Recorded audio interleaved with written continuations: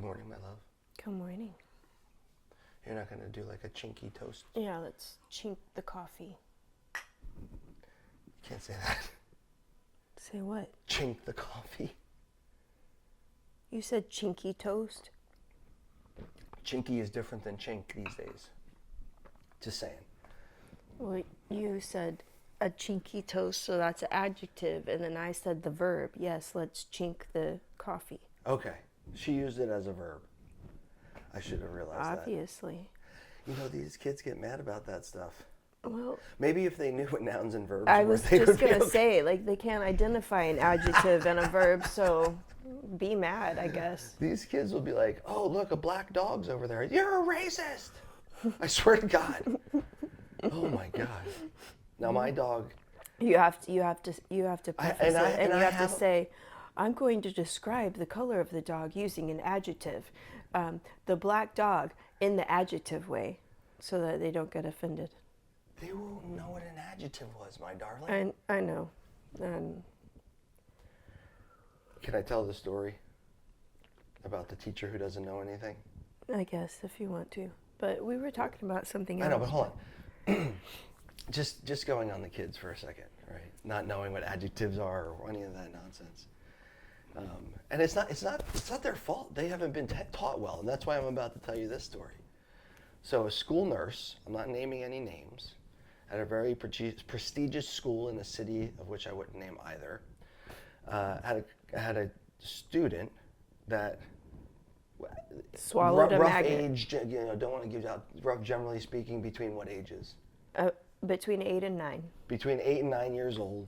Swallowed like one of those little magnets, presumably that you put on your refrigerator or something. Like the little black round ones. Yeah. Yeah. What- a what- craft magnet.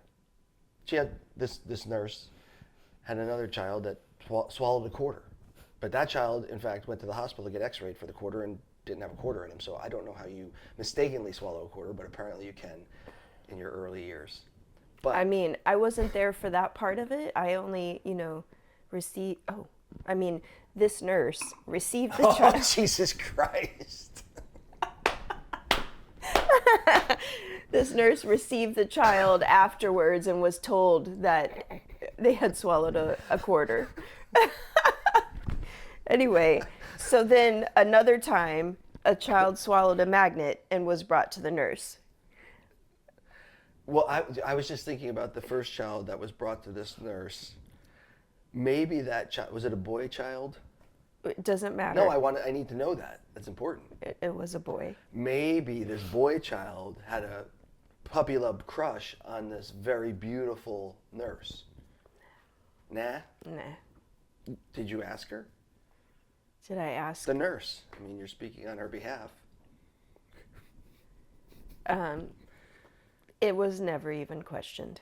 But she told you about the crush that Charlie has. I don't know if it's a crush. Anyway, Charlie and the nurse have a cute relationship. Oh. I would be going to the nurse all the time. I'd be like, I stuck my finger in the pencil sharpener. I stuck my finger. My I stuck my finger in the pencil sharpener. They would say that, right? Yeah. She'd be like, why? Nurse Smith, please help me. Well, why did you do that, little Richie? Sally stepped on my No, finger. the nurse would ask me why. Look, Sally stepped on my finger. No, you know what happened. She's cleaning the picture frame, glass for the picture frame to get it in, ready for pictures, and she takes the glass out and she puts it in her hands between her palms like this. And you know how like if it weren't glass, if it were a picture frame, you could kind of flip it around by like letting the pressure off of your palms and it would flip to the other side. Well, she tries to do this with glass and whoosh. Okay, like I said though, that procedure had been done numerous times before You flipped glass in that manner before and it never cut you. Yeah. Anyway, all right, back to the magnet. So Child swallows magnet. the child swallows the magnet, goes to the nurse. Confesses to a friend. The friend That doesn't matter. tells an adult. The adult Your brings listening the child skills- to the nurse. Anyway, the adult being the teacher. No, a different adult. Yes. Okay, you're making this confusing. magnet, child, mouth, stomach, alert teacher, an alert friend. Someone takes child to nurse. Nurse says, call parents. Parents say, she did what?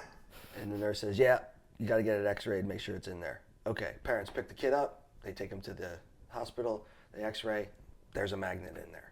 She comes In the stomach. She comes to school the Where- next day. where Or it he or was she comes expected. to school the next day. And the school nurse. So the plan is to try to let the magnet pass naturally to avoid, any unnecessary intervention. But this clearly has to be monitored.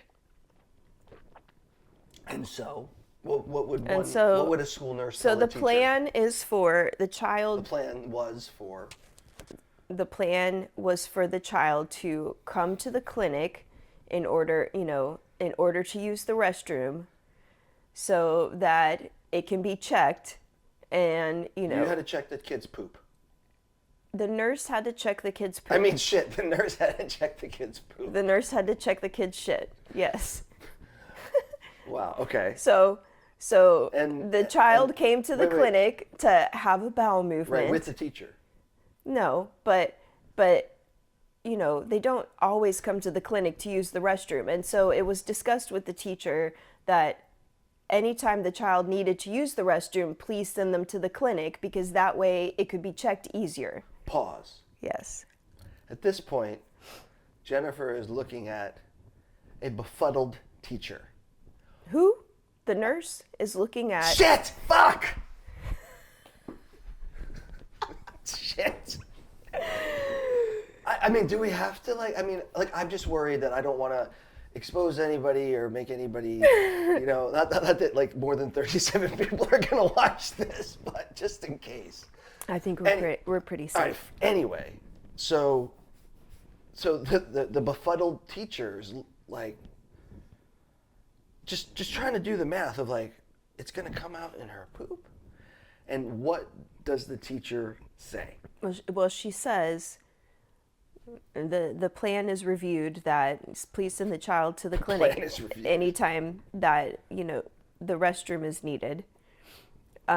That way the nurse doesn't have to go into some other restroom and find the stall and whatever. That's just You it's gotta just go easier hunt it down. to do it in the clinic. So Sally, is this yours or is this Susie's? I can't remember. I got to look at two poops just today. send the child to the clinic, please. Anytime they ask to use the restroom.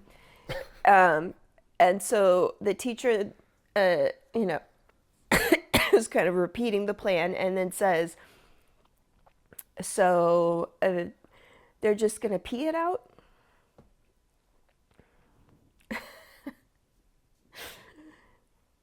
That's what was said.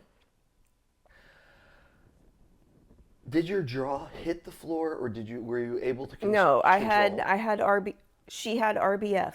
She had RBF. We going. were going back and forth here, sweetie. I had resting nurse face. At the end of this story, I we're had gonna reveal, resting nurse Were face. you or weren't you the nurse? You decide.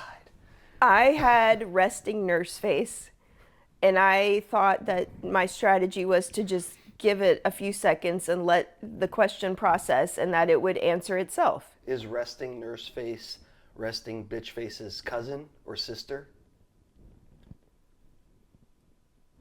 I'm not sure what the relation is. Or Are you they are you a nurse first and then you turn into a bitch? I think that might be how it goes. Oh, it has to go the other way around. Oh, I don't think so. Oh no, you I just think become I worse th- of a bitch. Yeah. Oh God. I think Any bitches out there, stay away from nursing. sweet young innocent ladies go into this not realizing what they're doing. They come out at 80 grit sandpaper. Yes. Yeah, yes. They were 1,000 grit. Just Right. I wanna take care of people. Well, remember when my mom went to the hospital and I found that nurse that was training, and I basically was like, get out, don't do it, and I called you, Jennifer. And you coming out. I was like, she's a new nurse. But the first thing you said was, I don't remember what it was, but it was something like, don't do it. Oh, I'm sorry. Oh yeah, I'm sorry. Oh man. That's terrible. We shouldn't do that, but yes.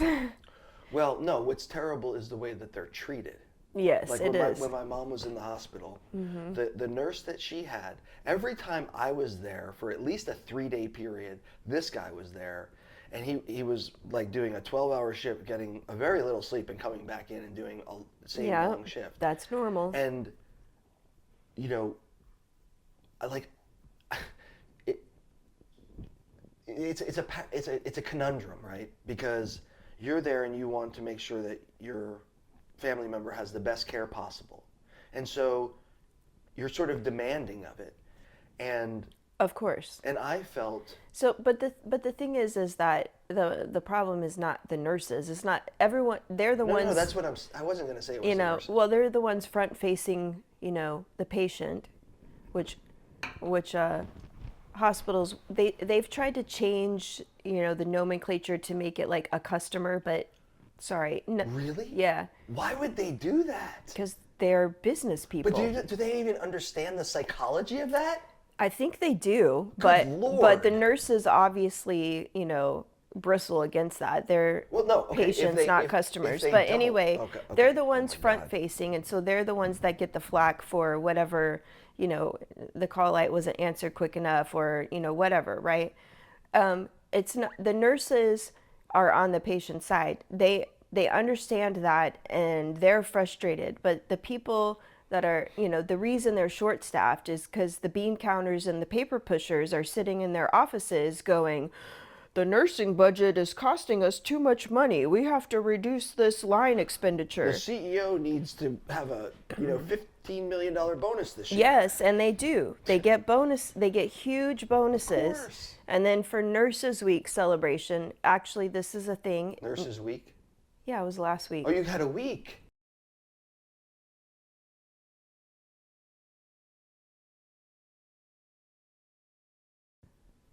Anyway, Why did so for Nurses Week, the hospitals do stupid shit like they give them pizza parties or they let them pick out, this is a real thing, pick out a rock that they can like decorate and then they get a little card that says, you rock.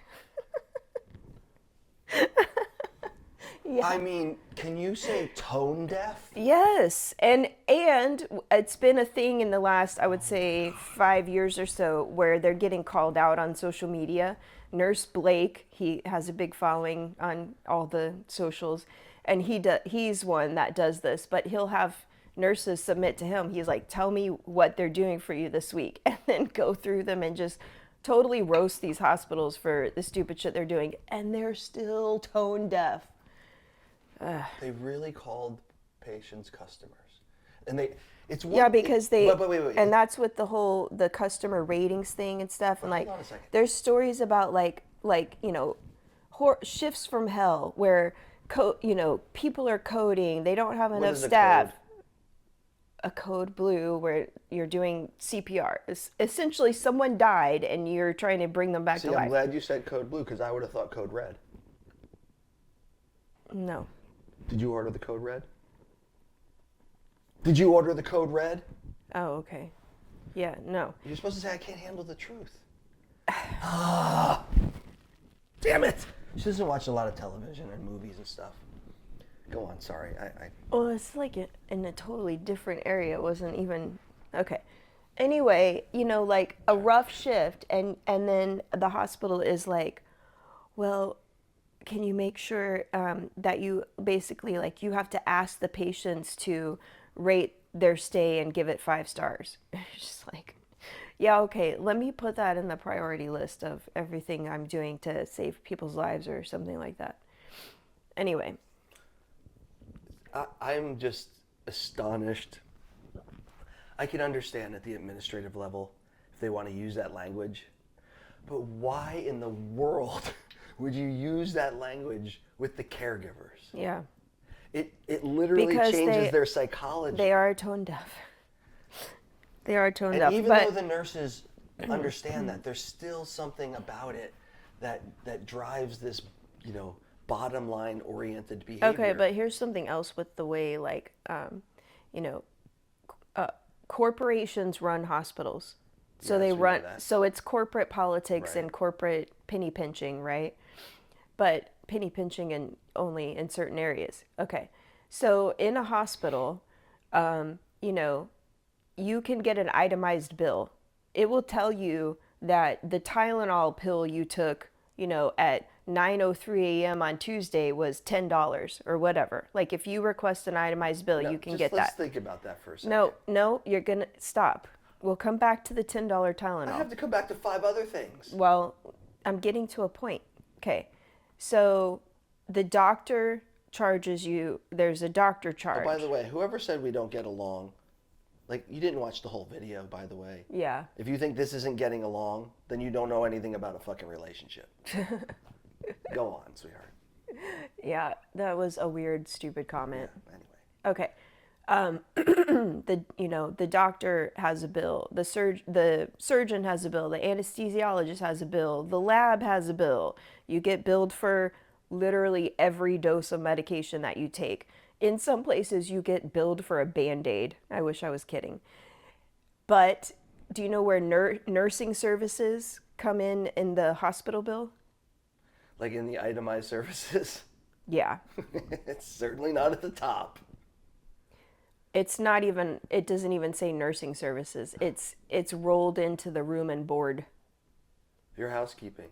Nursing services counts as room and board. Housekeeping.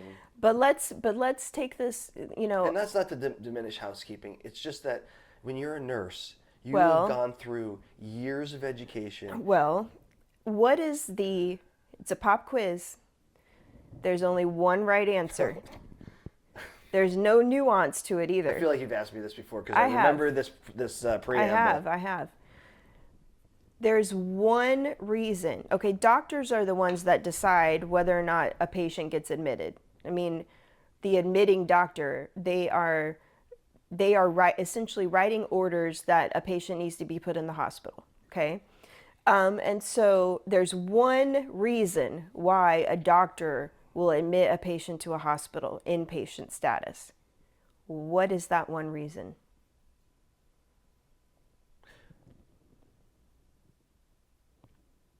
Is a lot of people will say things like Well, I mean, for them to have surgery or for them to have like a certain test done, like a, I would say it would be to, anything that if it met the need to improve their condition that couldn't be met outside of that facility. yes, okay, but what is that one thing that is something they can't get outside of a hospital facility? Like the one thing that they need to improve their condition, whatever it is. Right. But it cannot be done on an outpatient basis. Okay. It's nursing care. Oh, I did know this. Oh, man. I want to take the The test only over again. reason Next time you hospitals- ask me that question, I want you to bounce a beach ball. The only reason hospitals exist is for nursing care. Anybody who knows what I'm talking about. So you can get MRIs Julia and Mossbridge. CT scans and labs and lots of procedures done outpatient. Even surgery is outpatient, which yes, for a period of time you're under nursing care. But then when you're discharged, what that really means is you no longer require nursing care. You can go home and be stable at home with either no care at all or just like minimal care from a family member who presumably is not a nurse, right? So the only reason to be in a hospital is for nursing care, but the billing for it is charged as room and board or charged under room and board. Wow. So it's not seen as, in the business sense, it's not seen as a professional skill that is rendered to the patient. It's seen And obviously and so the hospital admin see it as just an expense that just costs us money. They don't see it as like the reason why they even have a business in the first place. What would their motivation be to improve? Like, because like in a capitalistic Their motivation in a is money, capitalistic so- system, right? You have the economic pressure is what causes change. Okay, But, listen. like, how do you put listen, pressure on I a place don't like have that? a problem with capitalism. No, I'm not saying capitalism. I'm just saying like what I'm trying to get at is if they're not going to change, they'll change if consumer behavior demands that they change. But in this kind of situation, that's a really hard thing to do, right? You can't like say, I'm not going to get sick or I'm not going to need an appendix surgery, right? So what the fuck do you do? First of all, the general public doesn't know these things about what happens in a hospital. They're starting to. Well, I thought that COVID would open people's eyes because all of the problems that got brought up in the public about hospitals, they were problems before COVID, but COVID definitely exacerbated it and put a spotlight on it. And so I thought, this is what I thought, like a dummy.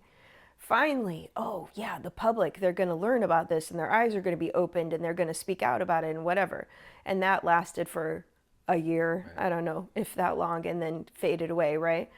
But to understand like the core issue of it, yeah, people people are calling for the government to get more involved in healthcare, and that is a fucking mistake because the reason why we're at this point is because the government got involved. So we don't need to make them more involved. We need to get them the fuck out of healthcare. And so what happened was, this is what happened. Pre-1960s, hospitals, there were, two primary owners of hospitals. One was churches, so they were set up and run like ministries. So they still take in money and use money. You got to use money to run it, but they weren't having these huge profit margins, right? But then the other primary owner would be doctors or doctors groups, and so essentially like they were charities and they were small businesses. Like the Nix Hospital in downtown San Antonio, it's called the Nix Hospital because Dr. Nix started the hospital and it was essentially his family-owned business.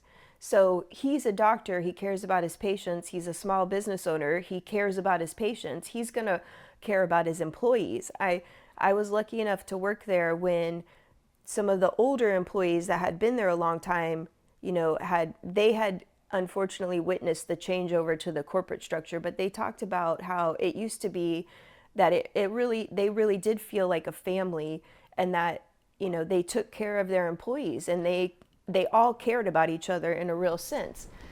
And so anyway, what happened in the 60s was that the government got into healthcare by essentially starting like the Medicaid, Medicare system, where they said, okay, you're a hospital, we will pay you in order to take care of these certain set of patients.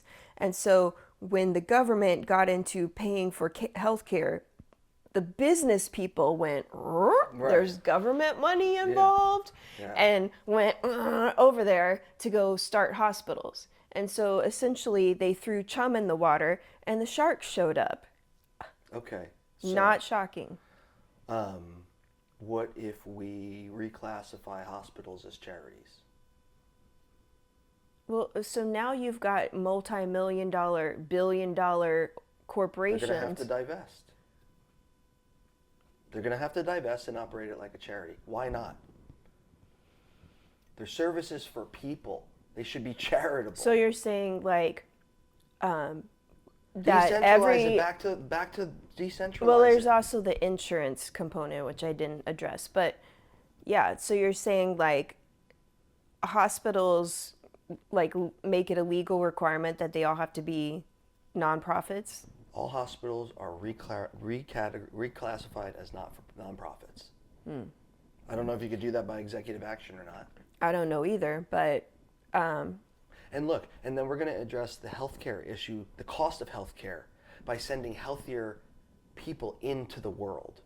We're graduating from school unhealthy kids. When we were kids, we had the Presidential Fitness Council and we had fitness achievements and we strove to be more physically fit, because if you're more physically fit, you are healthier. If you're healthier, you're smarter and your brain works better. If all of that works better, you're a better contributor to society. You're happier. There are all positive benefits to that. But for some reason, because people started to say it was hard, it made me, I had a cramp in my stomach, that we stopped doing it. And if I remember correctly, well, not if I remember correctly, people from my generation, Generation X, if you've been on fucking social media, you have seen the videos of the wooden bike ramps on milk crates and the fucking, banana seat monkey bar jumping, 10-year-old with metal pedals and skin knees. And when you see those videos, do you think that people are posting them as woe is me videos? No, they're posting in as, look what I had to go through to get here. They had challenges and it made them. And character is built, actually, character is sown at the intersection of adversity and the decision that you make when reacting to that adversity. If you cower, you don't plant that character seed. If you react in a way that rises above that adversity, then you planted a character seed. Every time you do that, you plant a character seed. My generation has character seeds all over this motherfucking place. And it's my generation, our generation, that's going to take this fucking thing back. It's been taken away from us by the fucking ticks in Washington, D.C. They're fucking ticks. You know why they're called ticks. I know why they're called ticks. Who's gonna put a stop to it? I volunteer. It's time to go to work. Almost. I'm sorry. Yeah. Oh, I get fired up. I might have to do some editing of this one. All right, everybody. Till next time. Ooh, that was a good chink. Verb. No, it was automatopoeia in that case.